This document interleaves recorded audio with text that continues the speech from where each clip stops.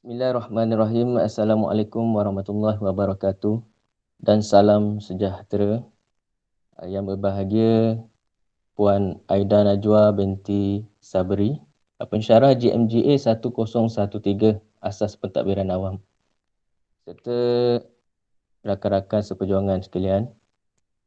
Kumpulan kami akan membentangkan satu topik yang bertajuk Kerajaan Elektronik atau e-Government di Malaysia. Terusnya, kumpulan kami terdiri daripada 4 ahli, iaitu saya Muhammad Rizwan bin Ishaq, 289108. Seterusnya Syarul Fifi bin Jamaluddin, 289213. Nur Safiah binti Mio Muhammad, 289180. Dan Sharifah Nadia binti Syed Jamaluddin, 289211. Ini adalah isi kandungan pembentangan kami, iaitu bermula dengan pengenalan, skop utama e-kerajaan, seterusnya e-perolehan, e-filing, e-hikmat dan perkhidmatan utiliti, kesan pelaksanaan dan kemajuan, cabaran dan isu pengguna, dan akhir sekali kesimpulan penutup. Berkaitan dengan pengenalan, pelaksanaan e-kerajaan di Malaysia melibatkan satu transformasi dalam memoden dan meningkatkan kualiti perkhidmatan yang disediakan oleh kerajaan kepada orang awam dan komuniti perniagaan bagi menambahkan kecekapan dan keberkesanan dalam urusan perkhidmatan melalui infrastruktur teknologi maklumat, komunikasi dan multimedia. Pada tahun 1999, e-kerajaan telah diperkenalkan di Malaysia dan ia adalah salah satu daripada 6 aplikasi perdana bagi menggerakkan Multimedia Super Corridor atau MSC. Pada awalnya terdapat 6 aplikasi utama yang dianggap sebagai e-kerajaan. Antaranya ialah e-filing, e-hikmat, Human Resource Management Information System ataupun HERMIS, Project Monitoring System ataupun PMS, e-perolehan dan e-syariah. Bagi skop utama e-kerajaan, terdapat 8 kategori atau skop bagi e-kerajaan, iaitu yang pertama, kerajaan kepada rakyat ataupun G2C. Yang kedua, rakyat kepada kerajaan, C2G. Yang ketiga, kerajaan kepada perniagaan, G2B. Yang keempat, perniagaan kepada kerajaan, B2G. Yang kelima, kerajaan kepada pekerja, G2E. Yang keenam, kerajaan kepada kerajaan, G2G. Yang ketujuh, kerajaan kepada bukan untung, G2N. Dan yang ke-8, bukan untung kepada kerajaan, N2G. Bagi e-kerajaan, tumpuan kepada 3 skop atau kategori utama, iaitu kerajaan pada perniagaan, G2B, kerajaan kepada kerajaan, G2G, dan akhir sekali, kerajaan kepada rakyat, G2C. Assalamualaikum. Nama saya Syarul Fifi bin Jamaluddin. Nombor kad matrik 289213. Saya akan menerangkan berkenaan dengan e-perolehan. Sistem e-perolehan telah dilancarkan pada September 1999 sebagai salah satu aplikasi perdana kerajaan elektronik di bawah insentif MSC Malaysia, selaras dengan keperluan bagi mewujudkan satu sistem perolehan kerajaan yang lebih tulus dan berintegriti. Kesan daripada aplikasi ini, ia dapat menjimatkan masa, kos dan tenaga dengan berkonsepkan berkonsepkan bebas kertas atau paperless.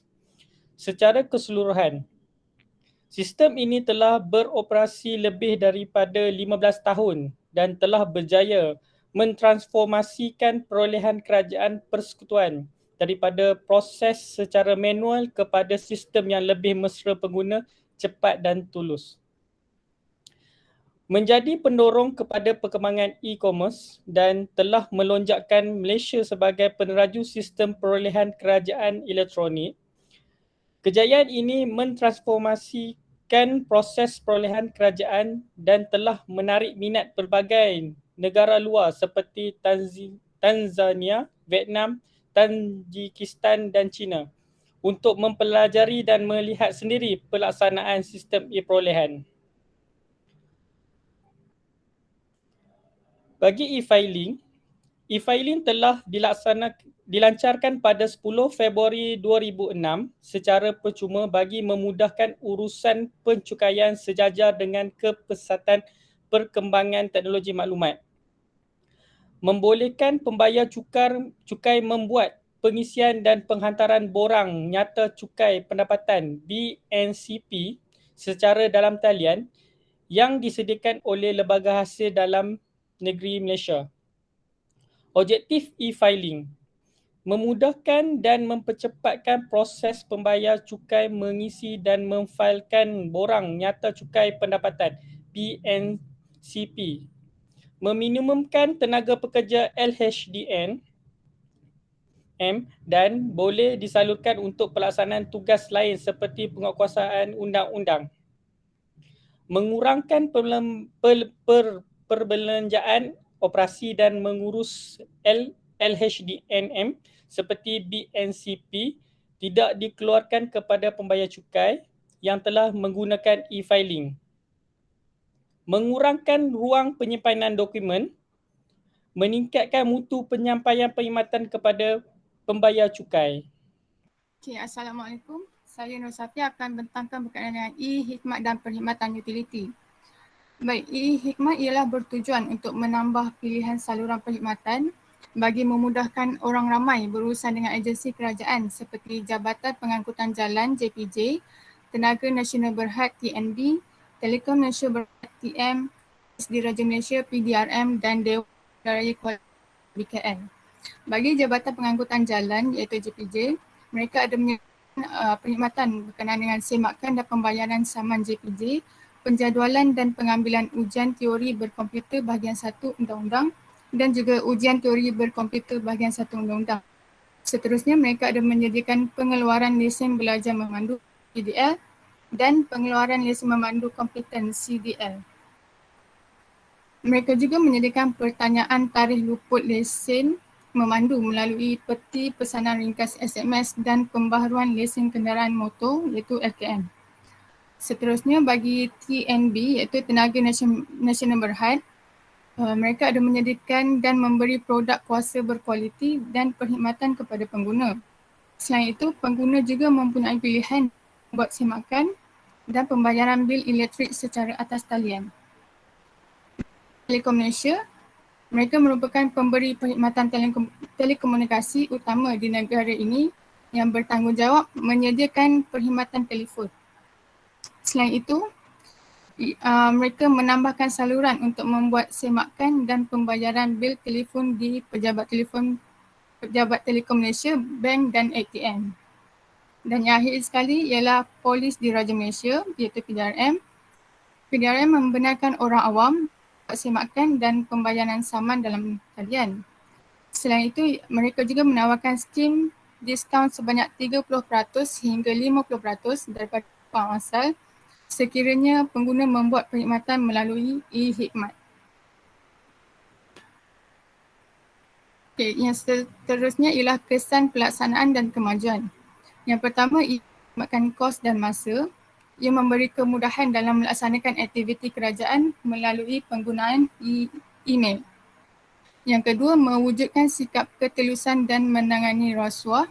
Ia dapat mewujudkan ketelusan untuk membuat keputusan dan membantu kerajaan untuk menilai semula maklumat yang disalurkan. Di samping itu, ia dapat membendung gejala rasuah.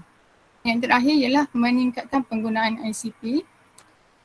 Ini dapat melaksanakan, ia dapat memudahkan tugas harian individu. Kemudian ia dapat meningkatkan penggunaan ICT dalam sektor kerajaan dan swasta serta rakyat. Apabila menggunakan kemudahan yang disediakan, semestinya pelaksanaan e-kerajaan akan menyediakan peralatan ICT yang secukupnya. Assalamualaikum, saya Sharifah Nadia. Saya akan bertangkan mengenai cabaran dan isu pengguna. Bagi cabaran, kita mengalami masalah gangguan perkhidmatan, gangguan bekalan elektrik atau gangguan pada server menyebabkan urusan perkhidmatan terjejas. Gangguan perkhidmatan apabila berlaku situasi di mana sistem yang digunakan mengalami kesibukan talian yang kadang-kadang boleh menyebabkan sistem tergendala, iaitu sistem down, yang akan bantutkan lagi pelbagai proses bagi sesuatu urusan. Seterusnya, kemudahan mengakses internet tidak menyeluruh. Kawasan pedalaman Sabah dan Sarawak yang tiada kemudahan untuk mengakses internet. Ini adalah salah satu cabaran pelaksanaan kerajaan elektronik kerana pengguna terpaksa menggunakan secara manual untuk datang ke tempat berkenaan dan bersemuka bagi mengisi borang. Seterusnya, maklumat atas talian yang tidak dikemaskini. Beberapa agensi kerajaan yang kurang mahir dalam mengemaskini segala maklumat dalam talian. Pengguna mengalami kesukaran bagi mendapatkan maklumat sebenar dan terkini berkaitan agensi. Akhir sekali, kesimpulan daripada kumpulan kami, pelaksanaan e-kerajaan adalah untuk meningkatkan lagi kecekapan dan keberkesanan kerajaan dalam menyampaikan maklumat dan perkhidmatan. Kerajaan telah melaksanakan pelbagai inisiatif demi menggalakkan lagi rakyat menggunakan perkhidmatan e-kerajaan. Walau bagaimanapun, penilaian berterusan terhadap sistem yang beroperasi adalah perlu dilakukan. Ini kerana keperluan dan kehendak rakyat berubah dari semasa ke semasa. Penilaian berterusan adalah penting untuk memastikan kesinambungan penggunaan dan seterusnya bagi mencapai matlamat untuk menjadikan Malaysia sebagai sebuah negara yang berjaya melaksanakan e-kerajaan setanding dengan negara-negara maju dalam e-kerajaan di dunia. Sekian, terima kasih daripada grup kami.